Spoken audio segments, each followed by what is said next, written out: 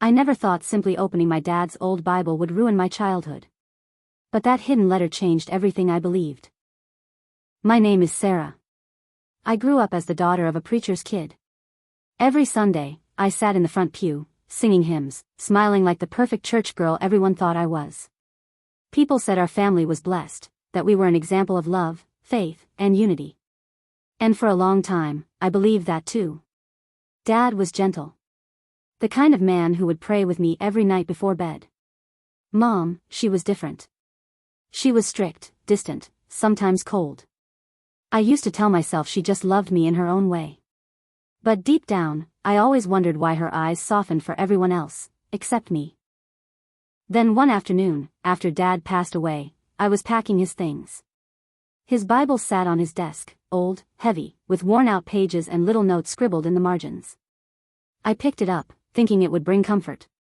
But as I flipped through, a folded letter slipped out and landed on the floor. It was yellow with age, the edges torn. And when I opened it, I saw my name. That was the moment everything changed. That one letter explained every cold stare, every silence, every unanswered question from my mother. And from that day forward, my world was never the same again. I found a hidden letter in my late father's Bible. Now I know why my mother always hated me. My name is Sarah Williams. I'm 30 years old now, but most of my story begins in the small church where I grew up. My father was a minister, the kind of man who believed that every answer you could ever need was somewhere in the pages of the Bible. My mother was just as devoted. She led the women's prayer meetings, organized the Sunday school lessons, and made sure our family looked like a perfect picture of faith. I grew up surrounded by hymns, potluck dinners, and the smell of old pew wood soaked in decades of worship. Every Sunday morning, Dad's voice echoed through the church as he preached about forgiveness and love, and Mom would sit straight back in the front pew, nodding at every word. My little brother, Daniel, would draw on the church bulletin beside me, and I'd nudge him before Mom noticed. At home, our life was calm, at least from the outside. We prayed before every meal. We sang together before bed. Every Friday night was family Bible study. We weren't rich, but we were known. Everyone respected my parents, especially my father. He had this gentle way about him, soft-spoken, always patient, never raising his voice even when he was upset. Mom was different. She was the kind of woman who believed perfection was next to godliness. Our clothes had to be clean, our shoes polished, our hair neat. If we made a mistake, even a small one, she wouldn't yell, she'd just go quiet. That silence always felt worse than shouting. It was heavy, like I had disappointed not just her, but God himself. Still, I loved her. I wanted to make her proud. So I tried to be everything she wanted me to be, obedient, polite, a good Christian girl. But there were days when it felt like nothing I did was ever enough. She'd look at me across the dinner table, her eyes cold, then turn to Daniel with a smile. I never understood why her warmth skipped over me like a stone on water. Our church was small, but it felt like one big family. Every holiday we'd gather for picnics, choir rehearsals, and youth events. People would laugh, share stories, and bring dishes of fried chicken and jollof rice to the church hall. I used to love those days, they made everything seem perfect. But when we got home, that feeling of peace would fade. Sometimes, late at night, I'd hear my parents talking in hushed voices from their room. I couldn't hear what they were saying, but I could feel the tension. Other times, I'd wake up to find Dad sitting alone in his study, the lamp casting a soft glow over his Bible. The same Bible that would later change everything. He'd smile when he saw me, pat the chair next to him, and say, "Go back to bed, Sarah. The Lord doesn't sleep, but you should." Then he'd close the Bible quickly, as if I wasn't supposed to see what he was reading. I didn't think much of it then. Dad was a pastor, of course he read a lot. But now, I can't help but wonder what he was really studying so late at night. There were small things too. Like the way Mom's face would tighten whenever Dad's phone rang and he said it was church business. Or how she'd sometimes linger outside his study door, listening, before walking away. I noticed these things, but I told myself it was just grown-up stuff. Nothing serious. One Sunday, I remembered Dad preaching about truth, about how hiding it, even for good reasons, always brings pain in the end. I remember the way Mom looked down the whole time, not once meeting his eyes. I thought she was just tired, but looking back now, maybe she was hiding something even then. When I turned 16, I started to feel more like a shadow in my own home. Daniel was always the golden child, cheerful, easygoing, everything Mom wanted in a son. She'd laugh with him, braid his hair when he was little, and later help him with his schoolwork. With me, it was different. I felt like she was always waiting for me to make a mistake. Still, Dad always tried to balance it out. He'd slip me small notes of encouragement, verses like, "You are fearfully and wonderfully made." He'd say, "Your mother means well, Sarah. She just shows love differently." I tried to believe him. But deep down, I could feel that something wasn't right. There was one evening that sticks out in my memory. We were all at the dinner table when Dad mentioned an old friend who had called him from another town. Mom froze, her fork halfway to her mouth. "Which friend?" she asked. Dad smiled nervously. "Just an old church member," he said. She didn't say anything after that, but she didn't finish her meal either. She just stood up and started washing the dishes, the clatter of plates filling the silence. I remember watching her and thinking, why does she look so angry? It wasn't the kind of anger that bursts out, it was quiet, heavy, and controlled. Like something that had been buried for a long time. That night, I heard them arguing softly behind closed doors. I couldn't make out every word, but I caught bits and pieces. "You promised, she doesn't know, and it's too late now." The next morning, they acted like nothing happened. Mom made pancakes, Dad kissed her cheek, and Daniel laughed at the breakfast table. But the air felt different. It felt tense. Years passed, and I pushed those memories aside. I went to college, got a job, moved back home when Dad got sick. "Cancer," they said. He took it with quiet strength, never once complaining. Mom cared for him faithfully, but there was something distant in the way she did it, more duty than affection. I tried to help as much as I could, sitting by his bedside, praying with him every night. When he passed, our home fell silent. The church community brought food, offered prayers, filled our living room with flowers. Mom stayed composed through it all, not a single tear. She just said, "God gives, and God takes away." I wanted to cry with her, to share the grief, but she kept her distance. A few weeks later, I started cleaning out Dad's things. His study still smelled like his aftershave and old books. On his desk sat that same Bible, the one he had always kept close. I picked it up, running my fingers over the leather cover, and for a moment, I felt comforted. It was like holding a piece of him. But I didn't know then that inside that Bible was the one thing that would destroy everything I thought I knew about our family, and about my mother. Looking back now, I realized the signs were always there. I just chose not to see them. Before everything fell apart, before the letter and the truth, my life felt steady, almost perfect. Dad became a minister long before I was born. People in town said he was called to serve. He told me once that he didn't plan on being a pastor. He was studying engineering in college, living what he called a normal life, until one night he said he felt something, a pull he couldn't explain. "Sarah," he used to say, "when God calls, you don't argue. You just follow." Mom met him not long after. She wasn't always a church person, at least not the way she became later. Dad told me she was quiet, shy even. But when they married, she took on the role of a pastor's wife like it was a crown she was meant to wear. She organized the choir, managed every church event, and made sure our house was always ready for visitors, clean, warm, perfect. Our house was like an extension of the church. People were always coming over, church members asking for advice, neighbors dropping off food, families needing prayer. I grew up seeing my parents as heroes. Everyone loved Dad. People trusted him. They said he had a gift, the kind of voice that made you feel like God was talking right through him. Mom, on the other hand, had a different kind of presence. She was the one who made things happen. Fundraisers, choir rehearsals, Sunday lunches, she was behind all of it. She'd smile for everyone, her voice calm, polite, always just the right tone. But when the guests left, the smile disappeared. Her eyes would go flat, and she'd start cleaning or ironing, almost like she couldn't rest. As a child, I wanted to be just like them. I loved the church, the songs, the people, the sound of my father's sermons echoing through the wooden walls. I memorized verses, joined the youth choir, even helped organize Sunday school materials. People would pat my head and say, "You're your father's daughter." Dad would beam with pride. Mom would smile too, but her smile always looked tired. She'd say things like, "You shine like your father, Sarah," and I never knew if it was a compliment or something else. Then she'd glance at my brother, Daniel, and say, "You know, your brother struggles more. Not everyone can be like you." I never liked when she said that. It made me feel like being good was a job, something I had to keep doing so she wouldn't be disappointed. Daniel didn't care about church as much as I did. He was more playful, more free. He'd sneak out of long sermons, get in trouble for forgetting memory verses, and Mom would sigh, saying, "That boy will be the end of me."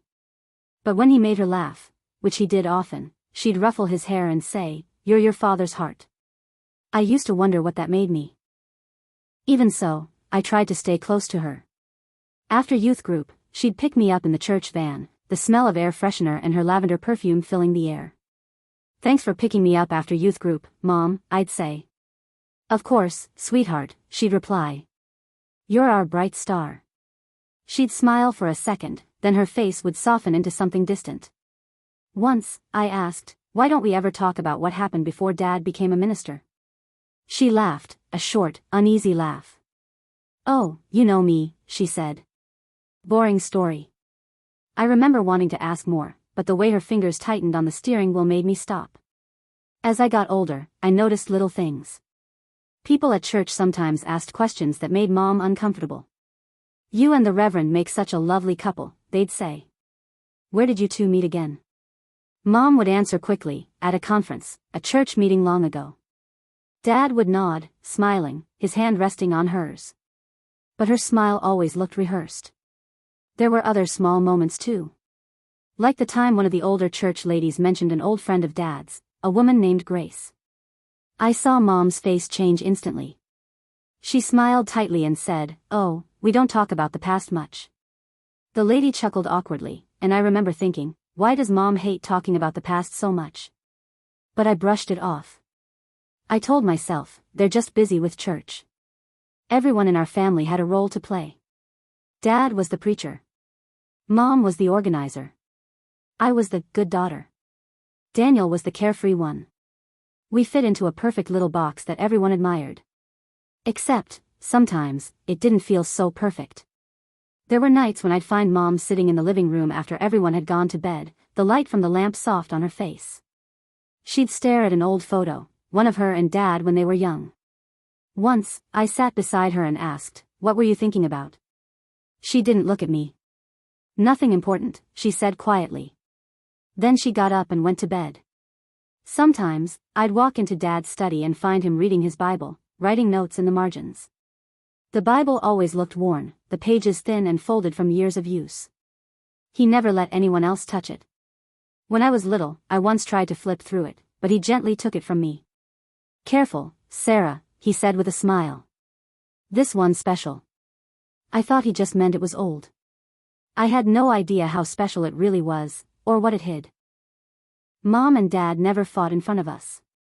But there were whispers, strange silences, moments when Mom's eyes would harden after Dad mentioned someone's name from the past. Once, I heard them arguing softly behind closed doors.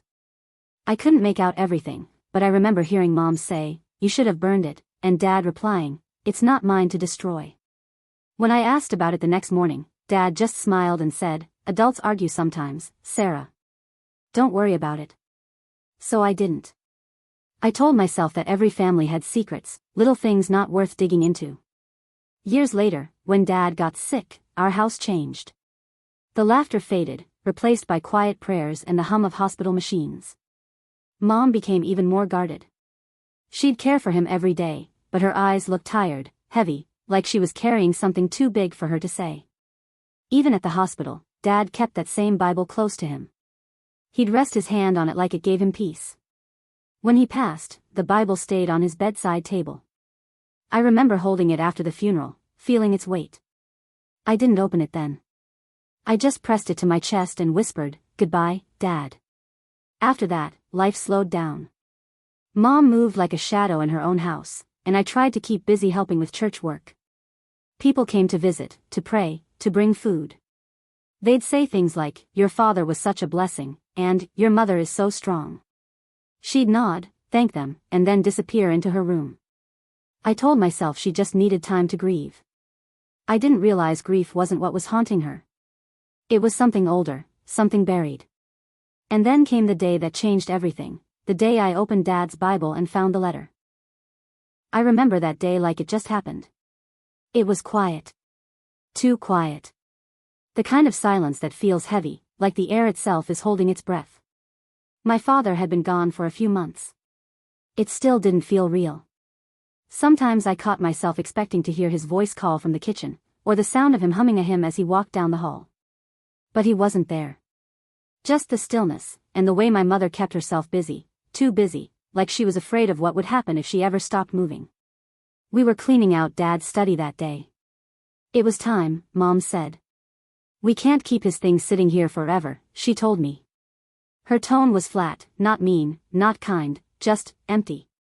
My younger brother had gone back to college, so it was just the two of us. Dad's study always felt different from the rest of the house. It was smaller, lined with old books that smelled of dust and paper and time. There were sermon notes stacked neatly in folders, old photographs of church picnics, and that one big wooden desk where he spent most nights reading his Bible. I remember sitting by that desk as a little girl, pretending to do homework, while he flipped through the thin pages of scripture. Sometimes he'd stop and explain a verse to me. Sometimes he'd just smile and say, "One day, you'll understand why this book means so much." That Bible was still there, right in the center of the desk. Worn out. The cover was cracked at the corners, and the edges of the pages were yellowed from his hands. I reached out to touch it. It felt warm, somehow, even though the house was cool. Mom was sorting through a box of papers when she said, "You can take that if you want. Your father would have wanted you to have it." I nodded. My throat felt tight. "Thanks, Mom." I lifted the Bible, brushed off a thin layer of dust, and flipped through it.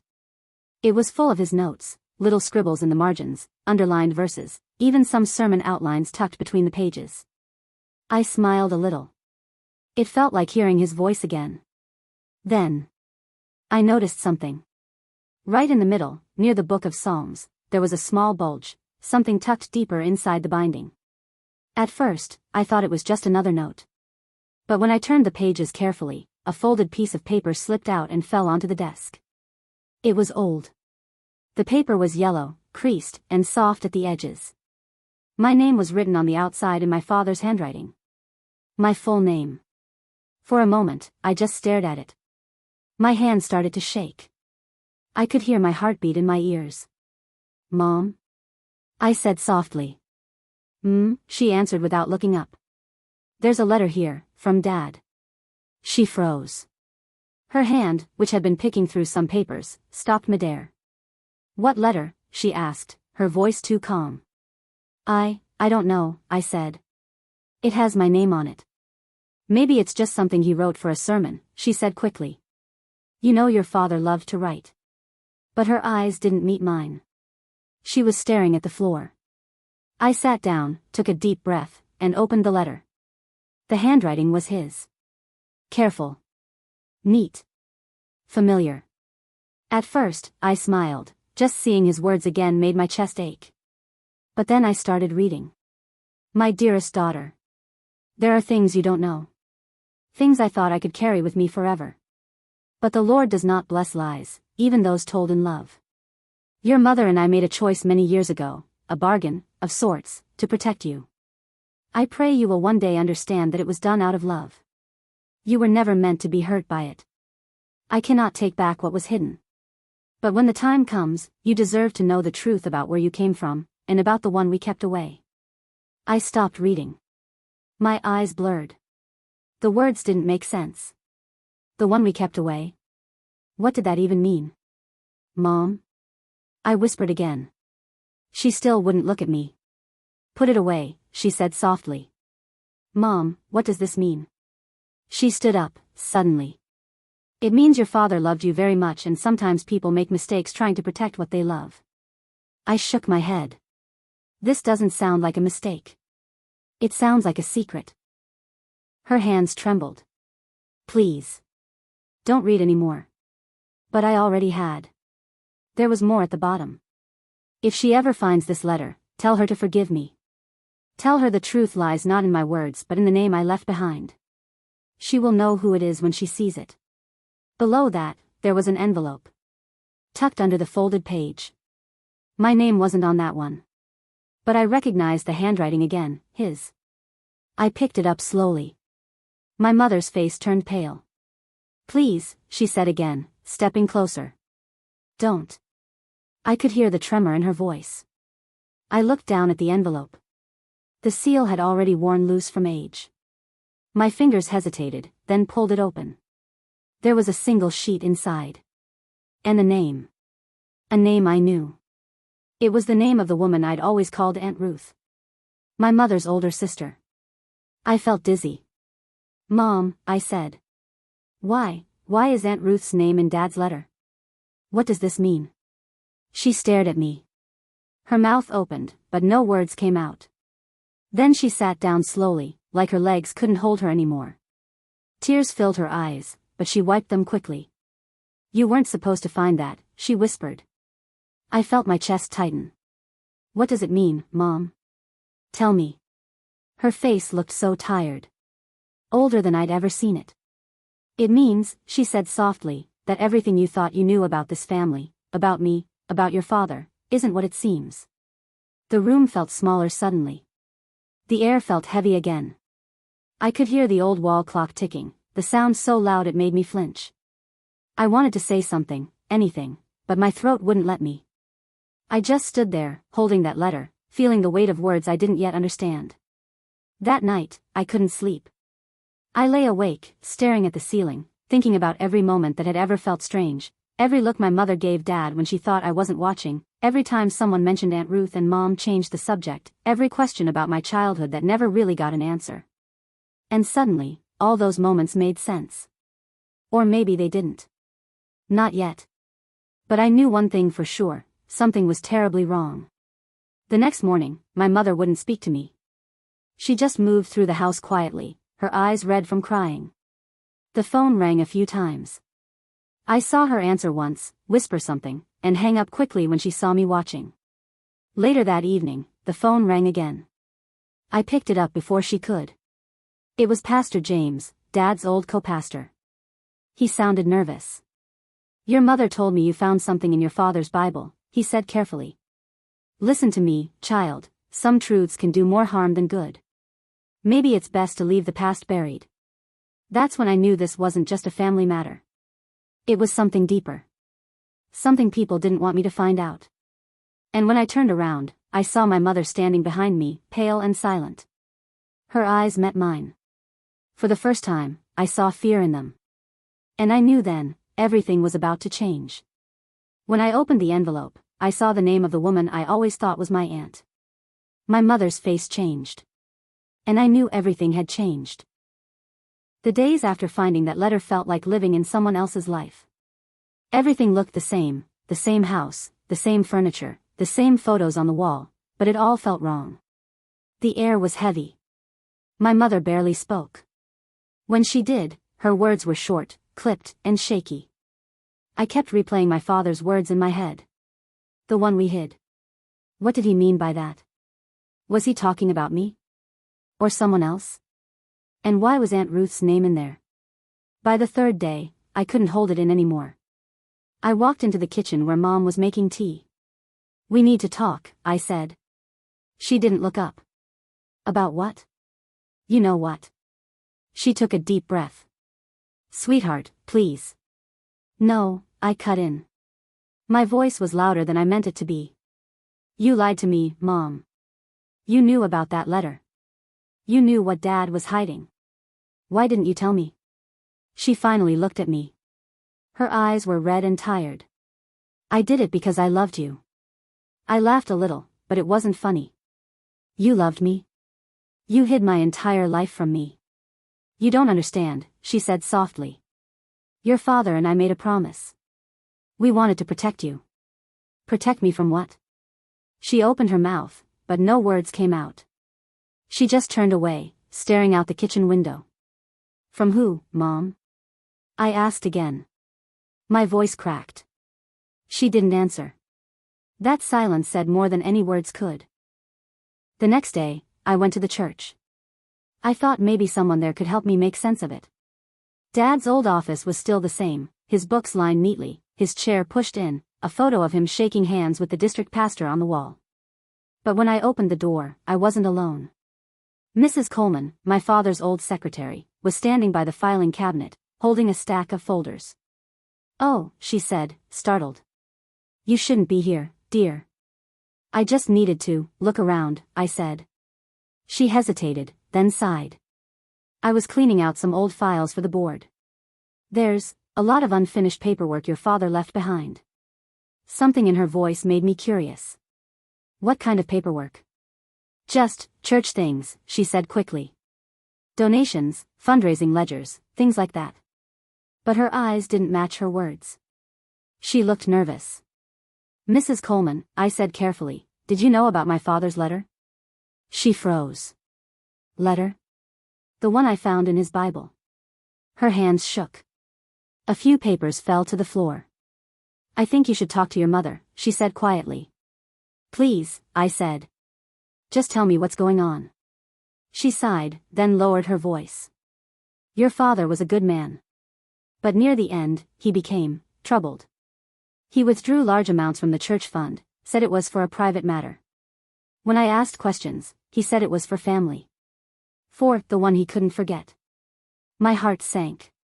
"The one he couldn't forget?" I repeated. She nodded slowly. "I didn't know what that meant." "But your mother, she told him to stop. I think they had a terrible fight about it." I couldn't breathe for a moment. When I got home, my brother was there. He'd come back from college after hearing about the family tension, as Mom called it. The moment he saw me, he frowned. "You've really made a mess, you know that?" "What are you talking about?" He crossed his arms. "Mom's been crying every night. You had to dig up Dad's old Bible? Why can't you just let things rest?" "I'm not trying to hurt anyone," I said. "I just want the truth." He shook his head. "You always think you're better than everyone. Dad's favorite, the perfect daughter. Now look what you've done." His words stung. "That's not fair," I said. "Life's not fair," he muttered and walked out of the room. That night, I couldn't sleep again. My mind kept racing. The letter. The ledger. My mom's silence. Mrs. Coleman's fear. Everything felt like pieces of a puzzle I wasn't supposed to see. I decided to go back to Dad's office one more time. When I opened the door, the light from the hallway spilled across the desk. There were still some papers on it. I started flipping through them, searching for anything that could explain what was happening. That's when I found it, an old photograph, tucked under a pile of envelopes. It was my mother, but younger. Maybe in her 20s. She was smiling, standing next to a man I didn't recognize.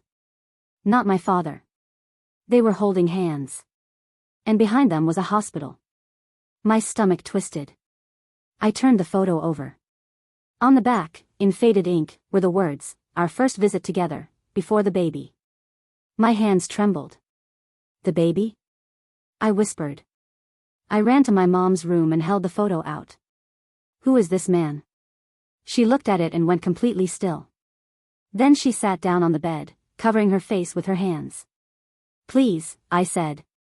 "Tell me the truth. I deserve to know." For a long time, she didn't speak. Then, in a voice barely above a whisper, she said, "Before your father and I were married, I made mistakes. There was someone else. Things happened, and your father found out."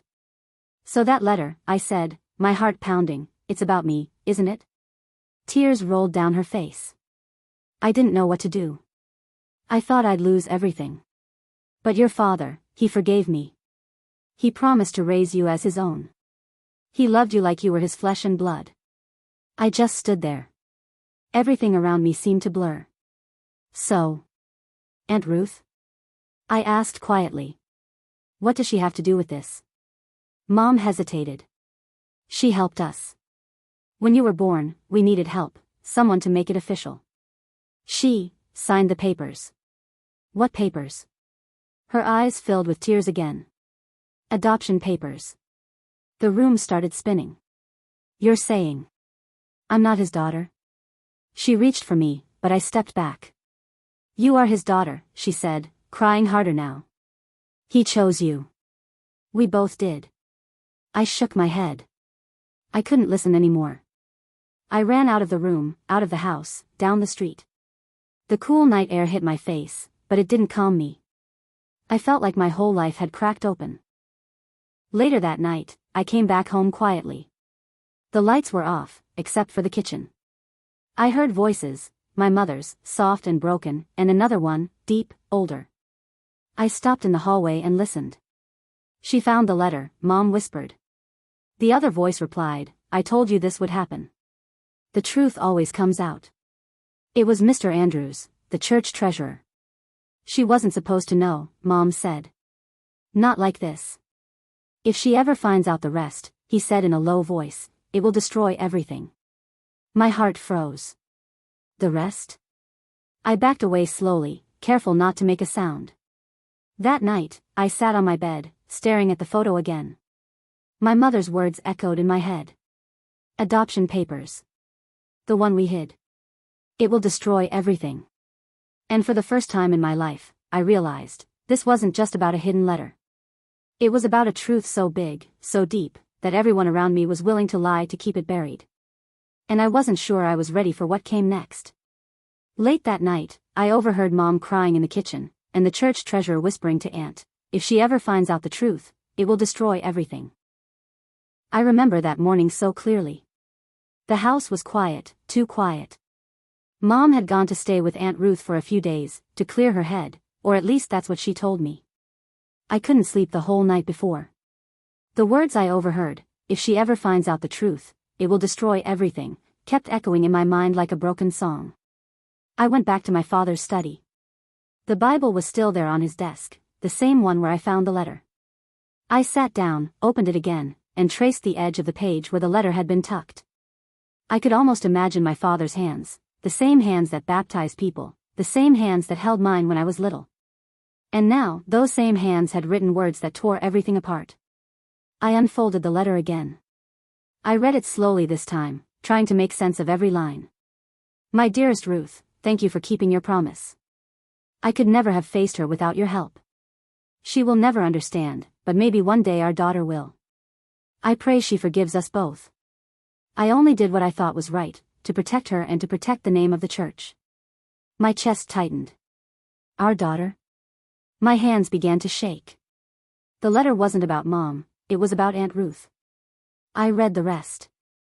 You have always been there for her when I could not. I hope she grows up kind, even if her mother never looks at her the same way. I only wish the truth could have been kinder to all of us. My heart dropped. I suddenly understood why Mom always seemed so cold, why she avoided looking at me when I mentioned Aunt Ruth, and why she got tense whenever Dad spent time at the church late into the night. I whispered to myself, Aunt Ruth isn't my aunt, is she?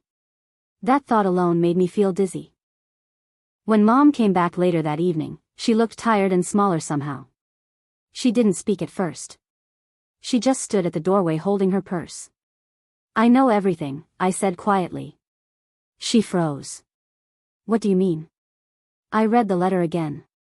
I know Aunt Ruth isn't just your sister. She's my half-sister, isn't she? She sat down slowly at the table, her eyes filling with tears. You weren't supposed to find that letter, she said in a trembling voice. So it's true, I said. She nodded weakly. I could feel my heartbeat in my ears. Why, Mom? Why didn't you tell me? She looked down at her hands. Before your father became a minister, before the church, he had another life. There was a woman. Ruth. They were young, and things happened that neither of them were ready for. I swallowed hard. And that woman had a baby. She nodded again. Yes. Ruth had a baby girl. Your father wanted to take responsibility, but his own family threatened to cut him off. He was already preparing to enter ministry, and having a child outside of marriage would have ruined everything for him. I sat there in silence, my chest heavy. So, what happened to the baby? I asked. Mom took a deep breath. That baby was you. I blinked. What? She reached for my hand, but I pulled it back. When I met your father, she said slowly, He told me everything. He said Ruth couldn't raise you at the time. She was struggling. He begged me to help. I was in love with him, and I agreed. We made it official. We became your parents. I stared at her. You mean, you adopted me from Dad's first relationship? Her face twisted with pain. We didn't think of it that way. We thought of it as saving you. Giving you a life. Protecting the ministry. Protecting the family. I could barely speak. You knew I was his daughter. You knew Aunt Ruth was my mother. She nodded. Yes. I knew.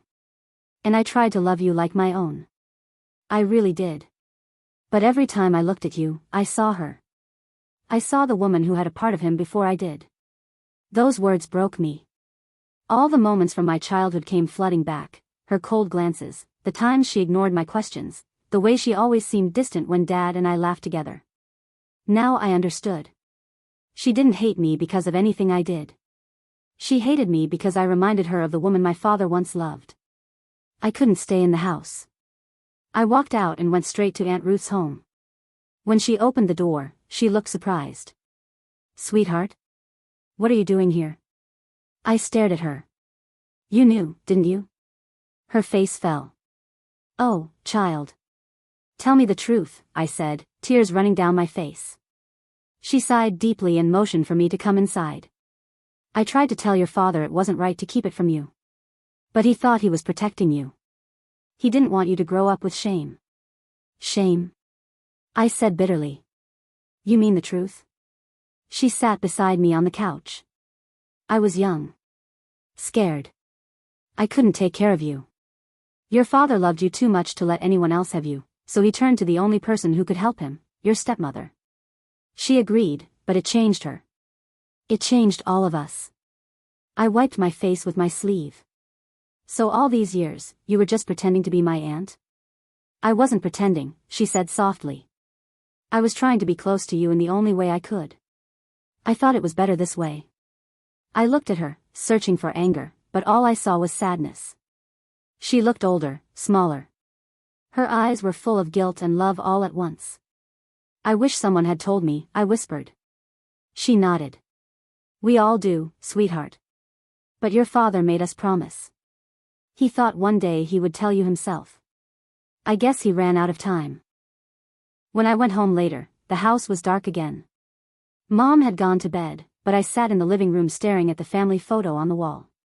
There we were, Dad smiling proudly, Mom holding me close, and me standing between them, smiling like everything was perfect. But now I knew that picture wasn't real. It was built on secrets. I went to my room and opened the Bible one last time. I pressed the letter flat and read the last line again. I only hope she forgives us both. For the first time, I realized that both meant my mother and my birth mother. Two women who had loved the same man. Two women who both lost something because of it. And me, caught in the middle of their choices. I sat there for a long time, staring at the letter until the words blurred. It turned out the woman I thought was my aunt was really my half-sister. My father wasn't just a man of faith. He was a man who carried a secret that shaped my whole life.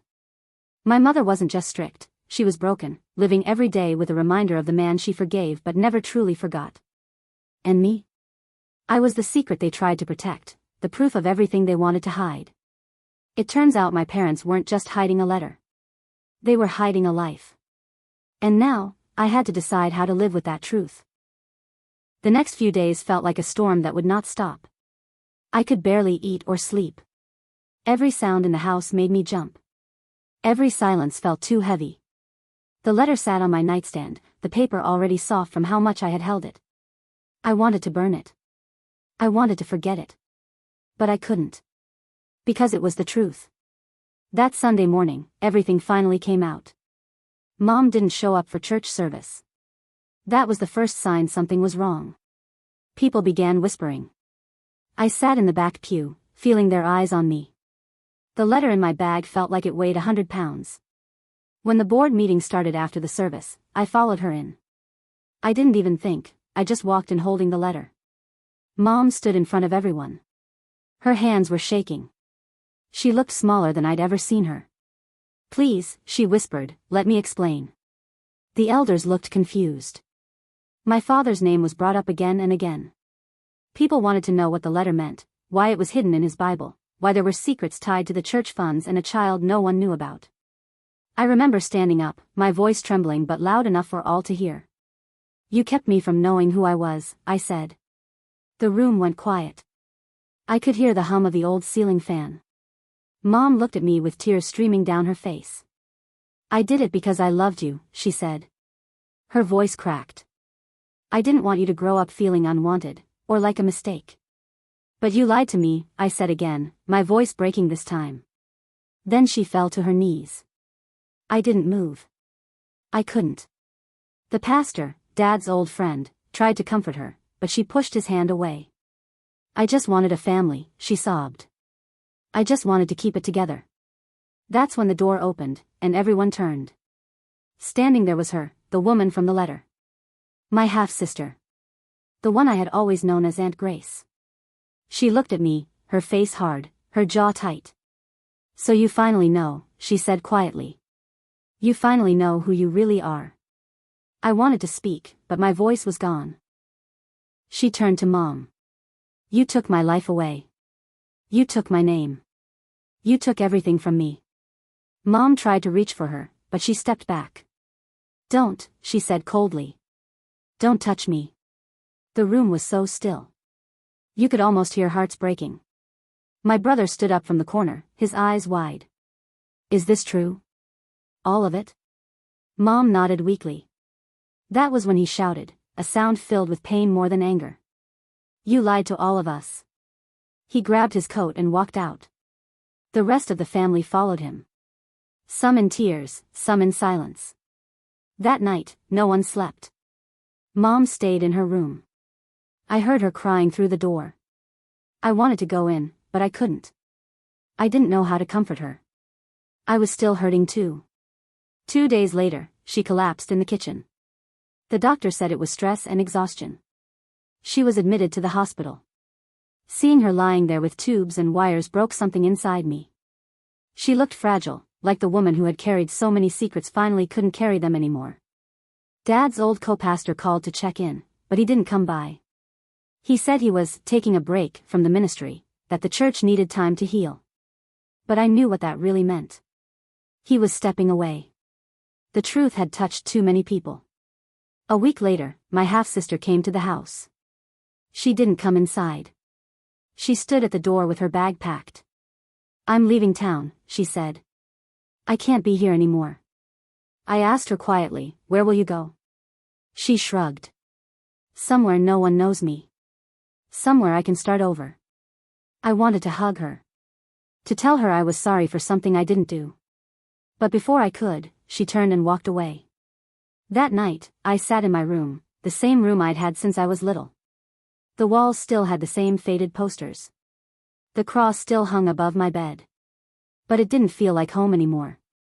I opened the letter again, tracing the words with my finger. The ink had smudged a little from all my tears. I whispered, "Why did you hide this, Dad?" But there was no answer.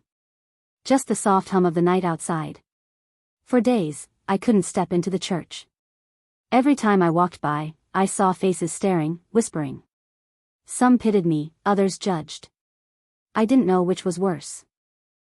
I spent nights awake, staring at the ceiling, replaying everything in my head, the letter, Mom's tears, Grace's anger, my brother's shout, the silence that followed. It all looped in my mind like a song that wouldn't stop. I started to wonder if love and lies always came together, if people only lie because they care, or if caring makes them lie. I didn't know anymore. A few days later, I walked to my childhood room door and stood there for a long time. The memories came back, birthdays, bedtime prayers, the sound of my dad's voice reading psalms before I slept. I realized all those moments were real to me, even if the truth behind them wasn't. I took a deep breath and whispered to myself, sometimes family isn't about blood. It's about who stays when the truth breaks you. And in that quiet, I finally understood, truth doesn't always heal right away. Sometimes it just opens the wound so you can finally start to see it. Then, for the first time in weeks, I closed the letter, put it away, and let the silence stay. The days after everything came out felt strange, quiet, but not peaceful. The house was too still. Mom was home from the hospital, weak but better. My brother barely spoke. The phone rang often, people from the church, reporters, family we hadn't heard from in years. Everyone wanted to know what would happen next. Then came the letters from lawyers. Dad's estate was under review. His old Bible and church records were now part of an investigation. The church board wanted to know if he had used ministry funds to support my half-sister. There were meetings, papers, and more secrets uncovered, old bank slips, notes, and names I'd never heard before. At first, I sat quietly through it all. But one day, when Mom tried to talk as if things were back to normal, I stopped her. I said, I need space. I will decide if I want contact. My voice didn't shake that time. I meant it. I wasn't trying to hurt her. I just needed to breathe without feeling guilty for asking questions. For years, I had lived as the preacher's daughter. Everything I did had to look right. I had to smile even when I didn't want to. But now, that name, that label, felt heavy. It didn't fit anymore. So I decided to take small steps toward healing. I started seeing a therapist. The first day, I didn't even know what to say. I sat there staring at the floor until she said softly, "You don't have to have the words yet. Just start where it hurts." That's what I did. Every week, I talked. I cried. I remembered things I didn't even know I had forgotten: Dad's laugh, Mom's hugs when I was small, how proud I once was to be part of our family. Slowly, I began to see that I wasn't broken. I was just learning to live without pretending. I also reconnected with old friends from school, people outside the church who knew me before everything fell apart. We met for walks, laughed over small things, and for the first time in months, I felt normal. The church called several times asking if I wanted to give a statement. At first, I refused. But later, I agreed, not to defend anyone, but to tell my truth. I stood before the same board that once looked at me with pity and said, what happened was wrong. Keeping secrets doesn't protect families. It destroys them. After that, I didn't feel afraid anymore. Weeks later, I went to Dad's grave. It was a sunny afternoon, and the air smelled like rain.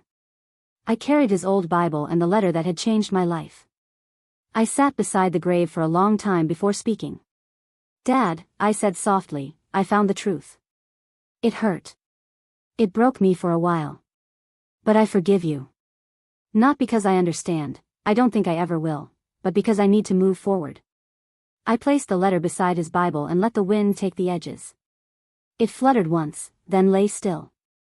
For the first time, I didn't cry. I just sat there, feeling light. After that day, I started volunteering at a local youth group. It wasn't part of our church, it was a small community center nearby. There were kids from all kinds of homes, some with single parents, some who had lost family, some who just needed someone to listen. When they talked about their pain, I didn't give fancy answers. I just listened. And when they asked why I was there, I told them, because everyone deserves to tell their story without being afraid. Helping them helped me too. It reminded me that broken doesn't mean useless. It means human. Mom and I still talk sometimes, but it's different now. She knows my boundaries. We meet for tea once a week. Some days we sit in silence, other days we talk about memories. I can see the guilt in her eyes, but I've stopped trying to erase it for her. Healing is something each of us has to do for ourselves. My half-sister, Grace, wrote me once, a short note. She said she was living by the sea and trying to find peace. I didn't reply right away, but I kept her letter in my drawer. One day, I might write back. I don't hate her. I just need time. As months passed, I returned to the old church. Not as the preacher's daughter, not as someone looking for answers, but as me. I sat in the back pew, where sunlight came through the stained glass windows. I closed my eyes and breathed. I wasn't there to prove anything. I wasn't there to make people talk or stop talking. I was there because I wanted peace. The same place that once held my pain now felt quiet, not empty, but calm. I realized then that truth doesn't destroy everything. It just shows what was real and what wasn't. And once you know what's real, you can finally build again, slower this time, but stronger. As I stood up to leave, I touched the back of the pew and whispered to myself, I'm still here. And that's enough. Months later, I still come to that same seat sometimes. I don't come for approval. I come for peace. And in that peace, I finally found myself. It's strange how quiet life becomes after the truth comes out. The noise, the shouting, the crying, it all fades, and you're left with silence. Not the kind that feels peaceful, but the kind that makes you think. The kind that forces you to face what's left when everything you believed falls apart. Sometimes I still wake up thinking I'll hear Dad's voice in the kitchen, humming while he makes coffee. Sometimes I imagine Mom calling my name from the hallway. Then I remember, everything's different now. The house is quieter. The air feels heavier. But inside that silence, I've learned to listen. People say truth heals. Maybe that's true, but they never tell you how much it hurts first. The truth doesn't destroy families, lies do. Lies grow in the dark. They take root in love that's afraid to be honest. And when they finally come into the light, they tear everything apart before they let it heal. That's what happened to us. Grief opened doors I never wanted to walk through. I didn't ask to find that letter. I didn't ask to know the truth about who I really was. But once I did, I couldn't unsee it. I couldn't go back to being the daughter who believed everything was perfect. It's been months since it happened. People still whisper when they see me at the store or at church. Some smile like they pity me. Others look away. I used to hate it. Now, I just nod and keep walking. Because I finally understand, I don't owe anyone an explanation for my story. Sometimes, I visit Dad's grave. I sit beside it with my hands in the grass and just talk. Not because I expect an answer, but because it helps me let go a little more each time. Love doesn't mean keeping secrets, I said once out loud, staring at his name carved in stone. It means trusting someone enough to tell them the truth, even when it hurts. That's a lesson I had to learn the hard way. I think about Mom often. She's doing better now. We talk more honestly than we ever did before. Some days, she's still distant, but I see the effort. I see the guilt too. Maybe she thought she was protecting me. Maybe she was protecting herself. Either way, we're learning what forgiveness really looks like. It's not neat or simple. It's not about forgetting. Forgiveness is choosing to keep moving forward even when your heart still aches. I also think about Grace, my half-sister. We haven't met since that day. But sometimes I imagine her by the sea, her hair blowing in the wind, free from all of this. Maybe she's found peace. Maybe one day, I'll join her for coffee and we'll talk like sisters, not strangers. Maybe. Looking back, it's hard to believe how much has changed. I never thought opening my father's Bible would bring the truth I didn't want. One day, I was a preacher's daughter, the girl who followed every rule, smiled at every sermon, trusted every promise. Then I found a letter. Then I knew the reason for my mother's hate. That letter tore my family apart, but it also opened my eyes. It showed me that even good people can do hurtful things out of fear. It taught me that faith without honesty is just a mask, and sooner or later, masks fall off. Now, when I look at my life, I don't just see the pain. I see the lessons behind it. I see the strength that came from falling apart and choosing to rebuild. I learned that truth, no matter how painful, is the first step toward freedom.